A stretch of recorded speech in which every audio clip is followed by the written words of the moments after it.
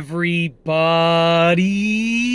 I'm here today to show you and tell you in a very easy tutorial how to power on a Magic Mouse easily. This will once again be a beginner tutorial, so let's get right into the video. Now, a lot of people don't know or don't realize how easy it is to power on an Apple Magic Mouse just like this. As you can see, here's the front or the top of the mouse. This is the part that you use and you click and so forth. This is the part that your hand rests on. And if you flip it over, this is the underside of the Magic Mouse. You might be looking at it wondering how to turn it on. It's actually really easy to do, but at first glance, they've done such a good job at sort of designing it that it's hard to understand at first. So you look at it, you're gonna see here's the charging port down here.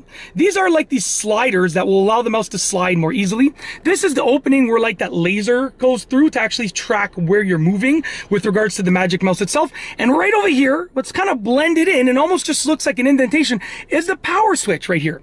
So it's hard to see because as you can see, it's just a gray indentation. So at first glance, you might not know what it is.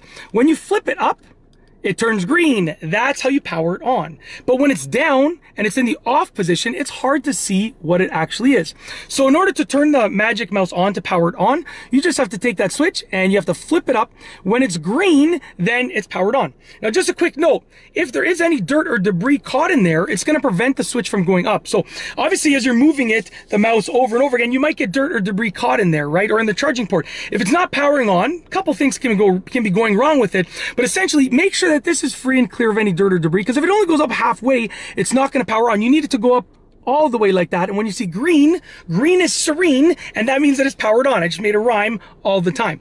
Also, make sure your charging port is clean and clear, because if there's dirt or debris caught in there, it's not going to charge, which will prevent it from turning on. Also, there's no light indicator when you plug it in to let you know that it's charging.